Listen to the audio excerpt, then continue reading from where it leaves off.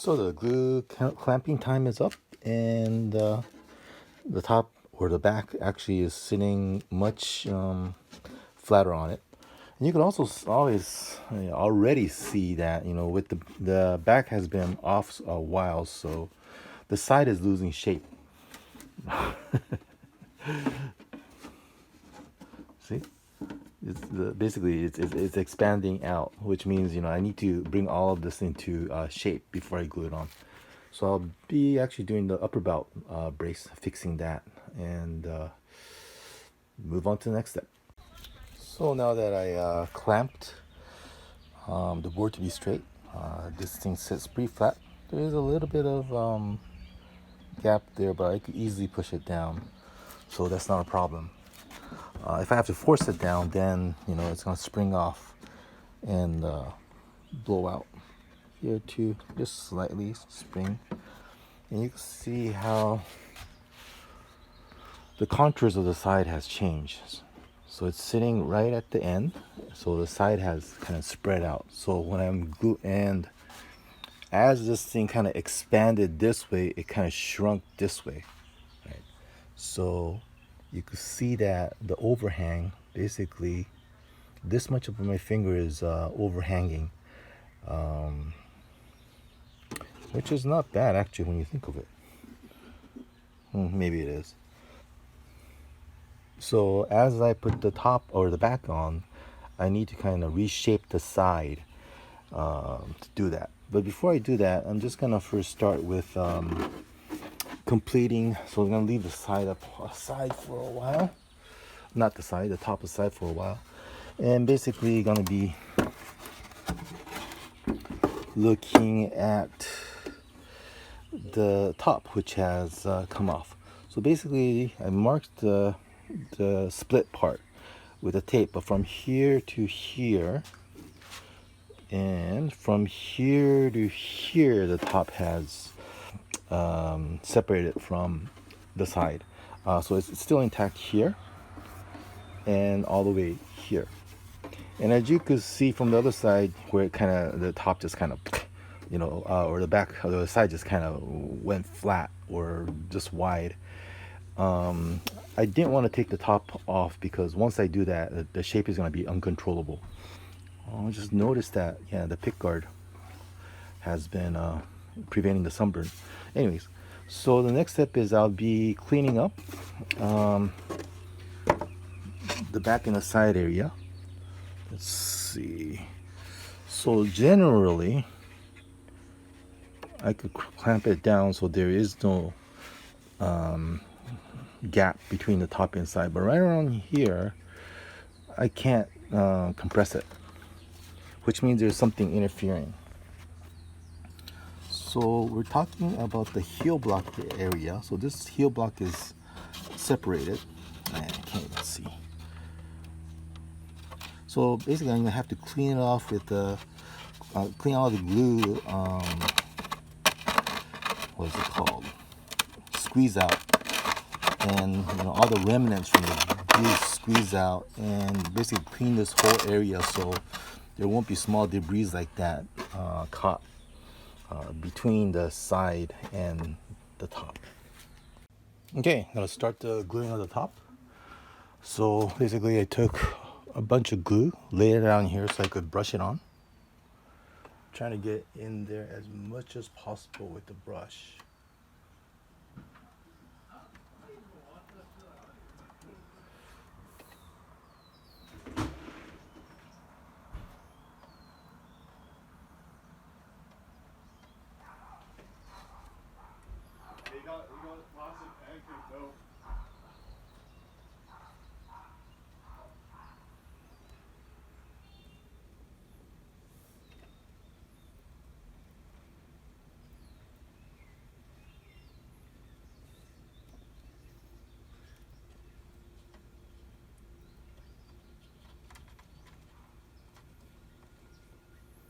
Basically trying to pour the glues into the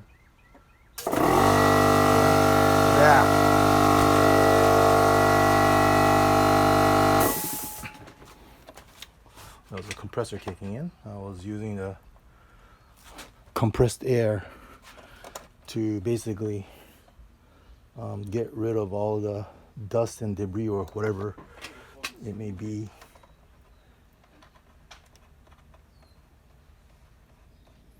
That may be in the joint.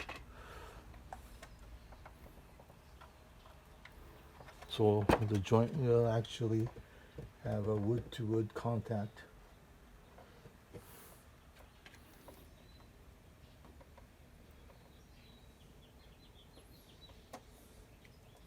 And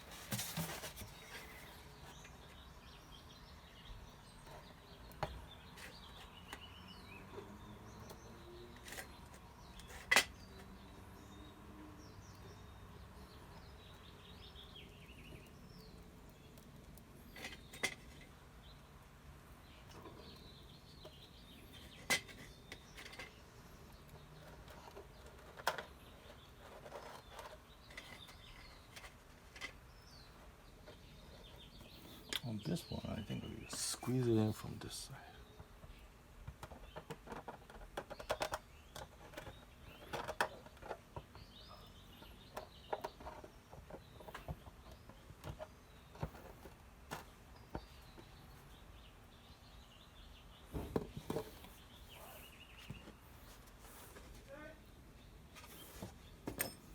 And using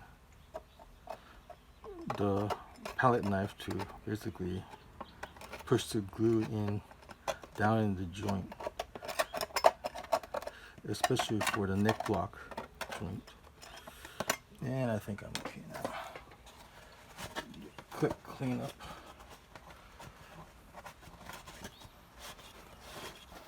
I hope I'm in frame.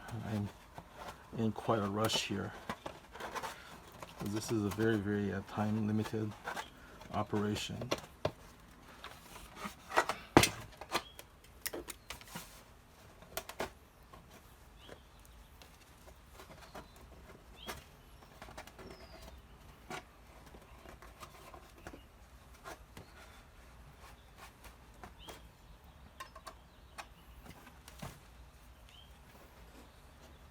Right now I'm just cleaning up the squeeze out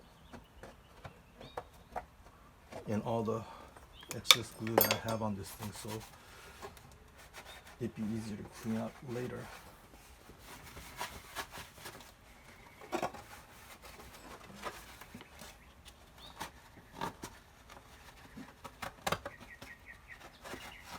Inside I don't really care, because it's going to squeeze out more.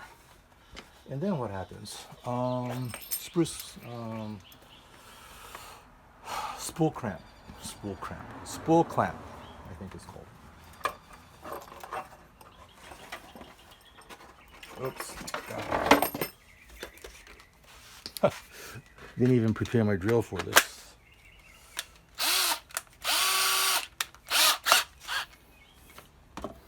Make some space. Okay. And of course there will be a disaster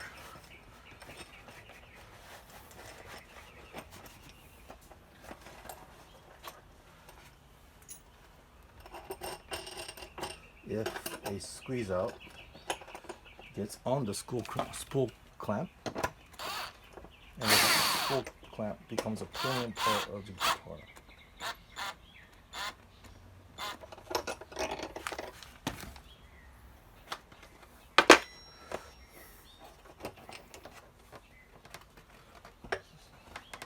So remembering I had to push the top down a bit.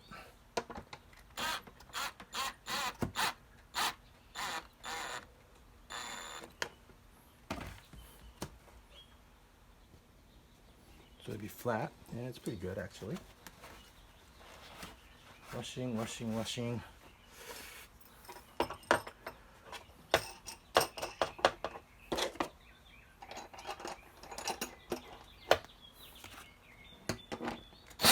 Yeah.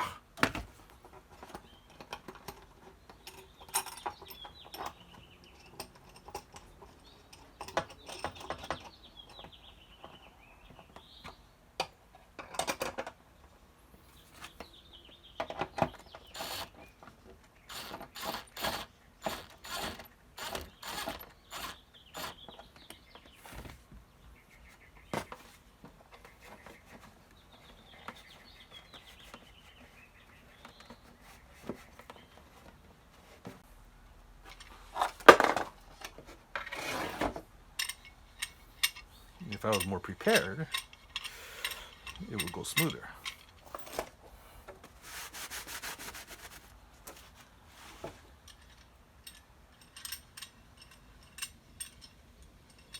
So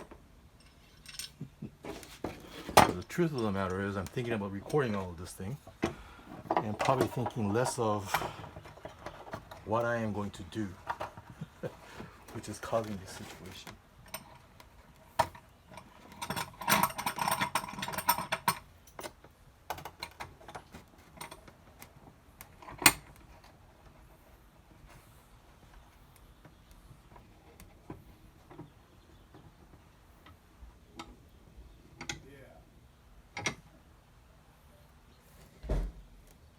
So the reason I chose to use a C-clamp was because, let's see, the neck block was actually contacting pretty well at the edge of the top.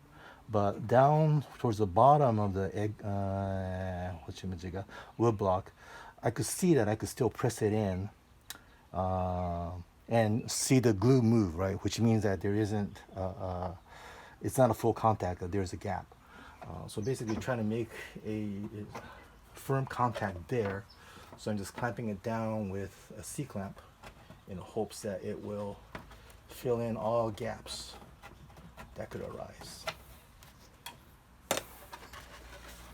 And I'm going to stop the recording and continue this so you don't have to keep watching me bumble around with this guitar. So when it's all said and done, this is how it looks like. What is a spruce spool clamp? I'll show it to you later, but basically the separation of the top to the side started from here, went all the way here. The neck block was detached. So the neck block, I'm using a C-clamp to really clamp down on it, of course with the wood block for distribution so it doesn't dent anything.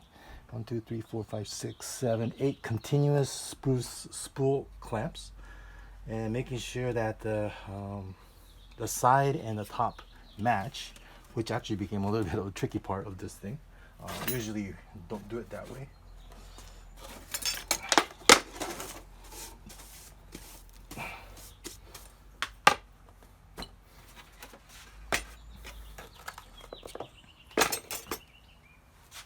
A spool clamp, basically I made this myself.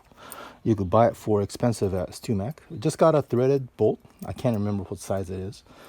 And this is hanger rods. In your closet, there's a long piece of wood, a round rod. Basically, I just cut it into small pieces, and I glued a cork inside so it won't damage the guitar side. And then there's a screw. Usually, if I just hold this end with my finger and tighten this with the drill, it'll do. If I'm doing like a drop top on a solid guitar where I'm trying to bend a 1/4 inch wood or something, I'll have to use a wrench, which is somewhere basically on this side to hold it down so I can get enough force. Anyways, so much for the upper side top gluing.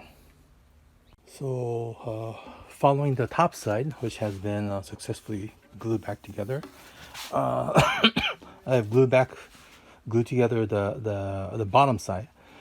Here I needed a lot of adjustments because the side kind of has expanded and kind of contracted in the middle part. So I had to kind of reshape it as I glued it and put the spools on together, so I didn't bother to record it, videotape it, because I didn't want to I didn't want the added pressure of videotaping it and getting it right. But anyways, so once that is done, the top is glued back onto the side, and we'll be moving on to gluing this back onto the side, and that would be a single try, right? I have to do the whole thing at once, so I'm not sure if I could record it because a lot of time pressure there. Okay, so here we go. The top has been successfully glued to the side. There is a slight step that you could feel with your finger, but you know, with this sort of a retrofit or restoration work, that's probably about the limitation of what you can do. Also, it's been completely glued on here, so it is one solid top to side. Now gotta work on getting the back on this thing. So the parts were actually quite rusty, surface rust. So you have the bridge with the 4 screw support and the 2 tuners, and you got a bunch of metal parts, the tuner shafts, the pick guard, bracket, screws, and it's been sitting in CLR something lime and rust C calcium. Basically it is a bathroom cleaner, and I've been soaking in it. I'm a little bit concerned about the tuner buttons melting, but it hasn't happened, and it's doing a really good job of removing rust. Kind of brushing it away every once in a while, so just gonna leave it here overnight. As it is, I think I'm happy with the amount of rust that has come off, because it was like, you know, you feel like you get tetanus just by touching it, to a point where now it is actually looks just kind of used, well used. Anyways, that's how I'm getting rid of the rust. So the middle part cleaning is done. It's a lot better than it was. It got rid of all the rust. I used CLR, but I think maybe it removed part of the coating. I think it was supposed to be silver, but it's got a sort of a copper bronzish color coming through, especially in this tailpiece at this bar here. I think it was originally supposed to be chrome, although it was covered in rust. It's hard to say, but in the process of getting rid of the rust, maybe all the chrome is gone. I don't know. So I guess I wouldn't recommend using CLR to do this thing. This, of course, I don't really care, but otherwise it cleaned up really nicely. I don't know if the tarnished look. So basically I just like I said, soaked it in CLR, and then I just used a wire brush to sort of agitate it to get the rust off, and I didn't try to scrape it or anything like that. And then I put it back together. I oiled all the interfaces. I greased the gear lightly. So there it is. Here's a bridge piece, cleaned up nicely, at least the middle part.